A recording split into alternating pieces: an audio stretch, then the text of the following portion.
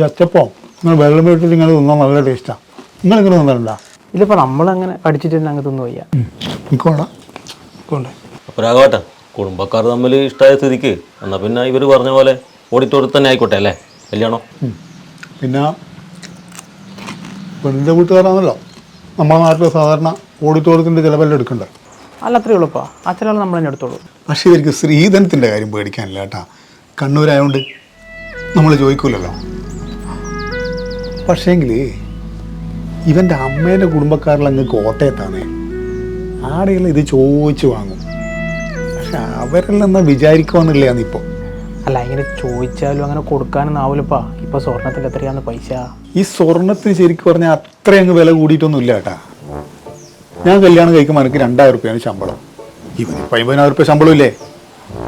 അങ്ങനെ നോക്കിയാൽ ഗ്യാസിനും പച്ചക്കറിക്കും പെട്രോളിനും എല്ലാം കൂടിയിട്ടില്ലേ? അങ്ങനെ കൂടിയാൽ ഒരു ആനുപാതികമായ ഒരു വർധനവ് സ്വർണത്തിനും ഉണ്ടായി. വരുമാനം വെച്ച് നോക്കിയാൽ സ്വർണത്തിന് ശരിക്കും ഇത്ര കൂടിയാൽ പോരാ. പക്ഷെ എന്നാൽ ഈ കോട്ടയത്തുള്ളവരെന്ത് വിചാരിക്കുന്നില്ലാണ് എൻ്റെ പ്രശ്നം. അല്ല ചെക്കനും പെണ്ണിനും എന്തെങ്കിലും സംസാരിക്കാനുണ്ടെങ്കിൽ ചെക്കനും പെണ്ണിനും മിണ്ടണമെന്ന് ഇപ്പോഴത്തെ ഓരോ പേശ.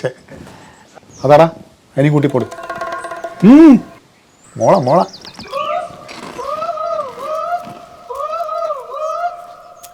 പക്ഷെ എന്നാൽ ഈ കോട്ടയത്തുള്ളവരെന്ത് വിചാരിക്കുന്നതാണ് എൻ്റെ പ്രശ്നം.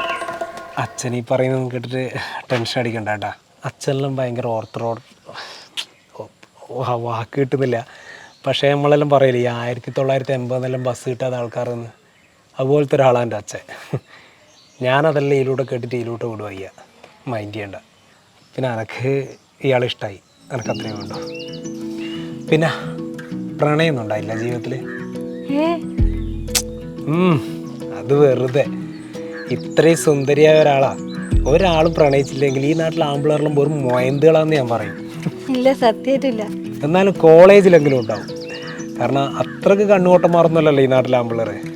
ഇല്ലില്ല, കോളേജിലല്ലോ ഫുൾ പഠിത്തത്തിലായിപ്പോയ ശ്രദ്ധ. ഞാൻ വിചാരിക്കുക നിന്നെ ഇപ്പം കാണാൻ ഇത്ര രസമുണ്ടെങ്കിൽ കുറച്ച് ചെറുതായ എന്ത് രസമായിരിക്കും അല്ലേ? സ്കൂൾ കാലഘട്ടത്തിൽ എന്തായാലും ഉണ്ട് ഒരു കുട്ടി പ്രണയം. അങ്ങനെയൊന്നും ഇല്ലേനു. പക്ഷെ പിള്ളമാരിലോ ഒരു ചെക്കൻ്റെ പേര് പറഞ്ഞിട്ട് കളിയാക്കലുണ്ടേനു. ഏതിയൊക്കെ? എന്താ എൻ്റെ പേര്? ഗൂഗിൾ പിപ്പി. ഓ, ഇനീഷ്യൽ വരെ മറന്നിട്ടില്ല അല്ലേ? അല്ല എത്ര മായ്ക്കാൻ ശ്രമിച്ചാലും അതൊന്നും അങ്ങനെ മാഞ്ഞു പോകുന്നതല്ലല്ലോ. അവൻ്റെ വീട് എവിടെയാ? അടുത്ത് തന്നെയാ. ഓ, അപ്പോൾ എളുപ്പമായല്ല കാര്യങ്ങള്. എന്തിനാണ് വേറൊരുത്തിനും മനസ്സിൽ വെച്ചിട്ട് അന്നെ ചതിക്കാൻ നിന്നിനി? അച്ഛാ മതിയാക്ക് നിർത്ത്.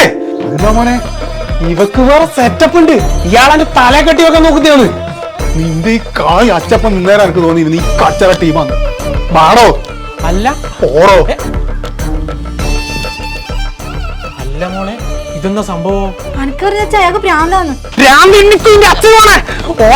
ഗൂഗിൾ പിക്ക് അയച്ചു കൊടുക്കുക. എന്നോട് ഒളിച്ചോടോ.